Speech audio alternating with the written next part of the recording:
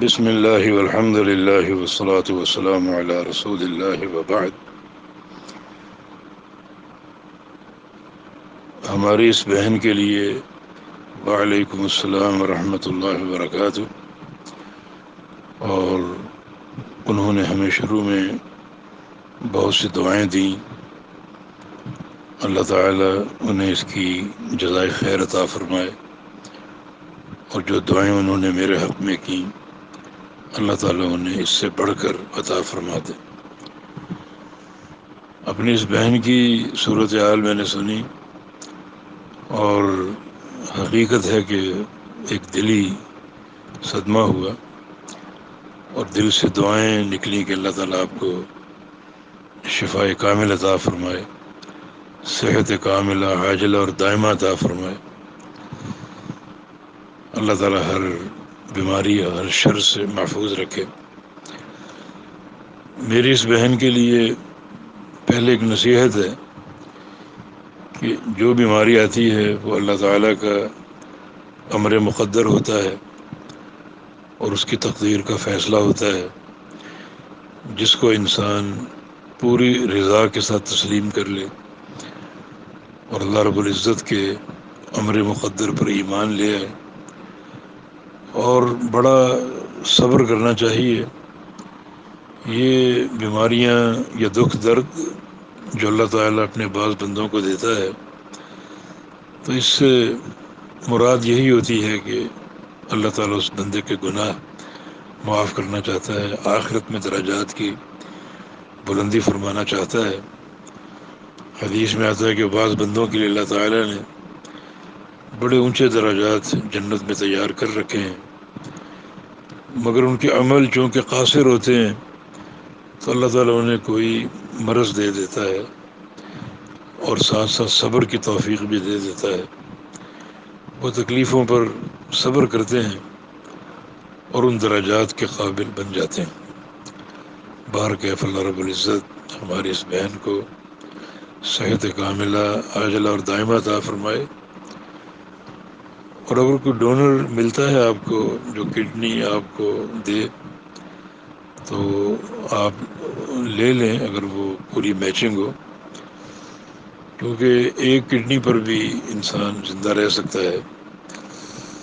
اور اگر آپ کا بیٹا آپ کو کڈنی گفٹ کر رہا ہے تو بیٹے کے لیے بھی بے تحاشا اجر و ثواب ہے. ماں کی خدمت کا وہ حق ادا کر رہا ہے. اللہ تعالیٰ آپ کو بھی صحت دے اور آپ کے بیٹے کو بھی اللہ رب العزت صحت عطا فرما دے. انشاءاللہ ہم دعائیں کرتے رہیں گے. کل جمعہ ہے اور جمعے کے خطبے میں انشاءاللہ نمازیوں سے بھی دعا کروائیں گے. اللہ پاک آپ کو صحت دے، عافیت دے. اللہ تعالیٰ ایمان کی سلامتی عطا فرمائے. دوسری نصیحت اس بہن کے لیے یہ ہے کہ کثرت سے اللہ تعالیٰ کا ذکر کریں. میں ایک ذکر کی دعوت انہیں دوں گا. دراصل ام ہانی نبی علیہ السلام کی چچا زاد بہن تھی. ایک بار نبی علیہ السلام ان کے پاس گئے. انہوں نے عرض کیا کہ یا رسول اللہ صلی اللہ علیہ وسلم میں بوڑھی ہو گئی ہوں، کوئی ایسا عمل بتا دیجیے کہ بیٹھے بیٹھے میں وہ کر لیا کروں اور مجھے اس میں بے تحاشا اجر مل جائے. تو نبی علیہ السلام نے انہیں 4 کلمات پڑھنے کی تلقین فرمائی. 100 بار، 100 بار سبحان اللہ، 100 بار الحمدللہ، 100 بار لا الہ الا اللہ اور 100 بار اللہ اکبر. اس کا اجر بہت زیادہ ہے. فرمایا کہ اگر 100 بار سبحان اللہ کہو گی تو گویا تم نے 100 غلام آزاد کرا دیے، اور غلام بھی وہ جن کا تعلق اسماعیل علیہ السلام کی اولاد سے ہو.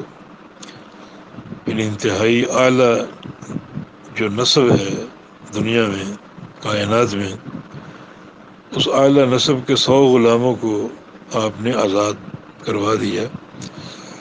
یہ 100 دفعہ سبحان اللہ کہنے کا اجر.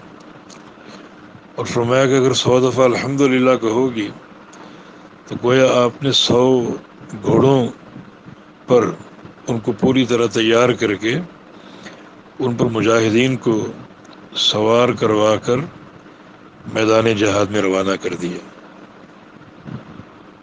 اتنا اس کا اجر.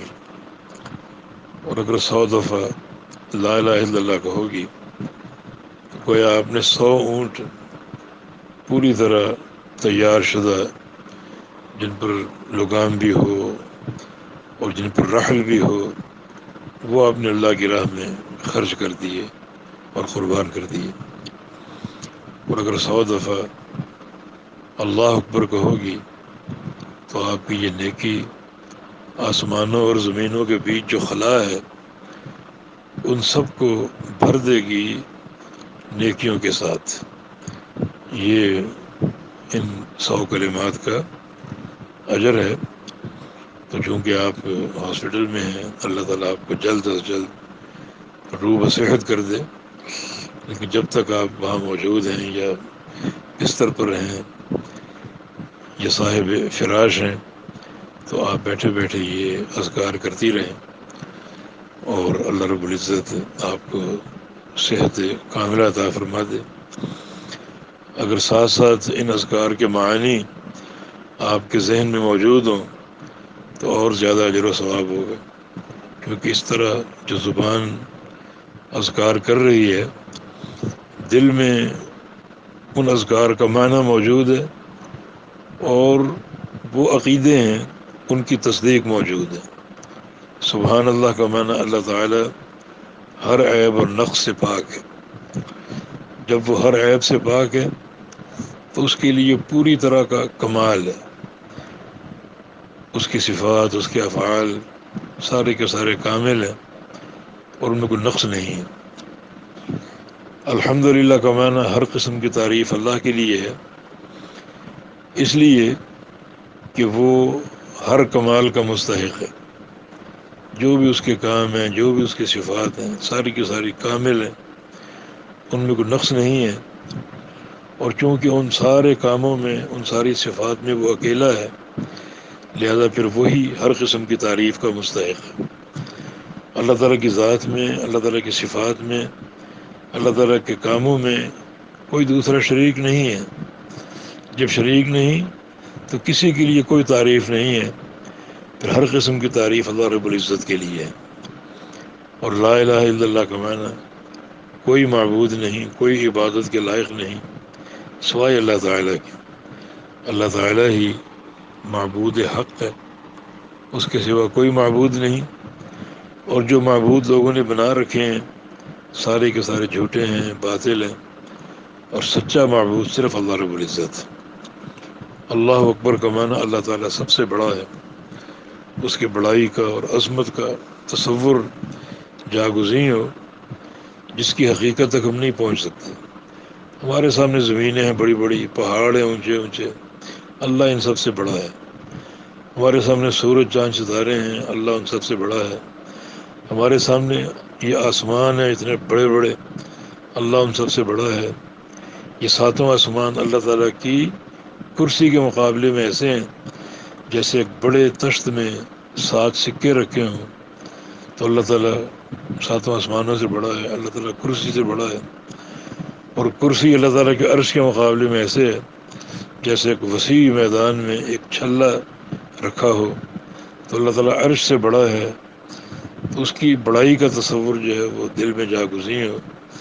تو اس تصور کے ساتھ، اس معنی کو دل میں حاضر کرنے کے ساتھ یہ اذکار کرتی رہیں، بڑا ان کا اجر ہے، بڑا ان کا ثواب ہے. اللہ تعالیٰ آپ کو شفا دے، صحت کاملہ دے، اور اللہ اپنا فضل کا معاملہ آپ کے ساتھ فرمائے. السلام علیکم ورحمۃ اللہ وبرکاتہ.